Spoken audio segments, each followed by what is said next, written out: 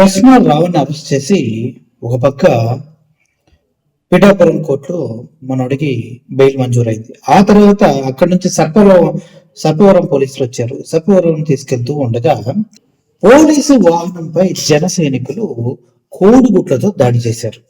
నిన్న పవన్ కళ్యాణ్ గారు అద్భుతంగా మాట్లాడుతూ ఏదో విలువల గురించి, అటాకుల గురించి, మాట్లాడే పద్ధతి గురించి చాలా గొప్పగా మాట్లాడారు. మరి ఇప్పుడు పోలీసు వాహనాలపైన దాడి చేస్తుంది. ఎందుకంటే ఆ రావణ్ణి మాకు అప్పగించనంటూ జన సైనికులు దాడి చేస్తున్నారు. మరి ఇలా పబ్లిక్ గా పోలీసు వాహనాలపైన దాడి చేయటం, ఒక వ్యక్తి పైన దాడి చేస్తా అంటూ ఫిజికల్ గా ప్రయత్నించడం, మరి ఇవి ఏ చట్టాల కిందకు వస్తాయి పవన్ కళ్యాణ్ గారు?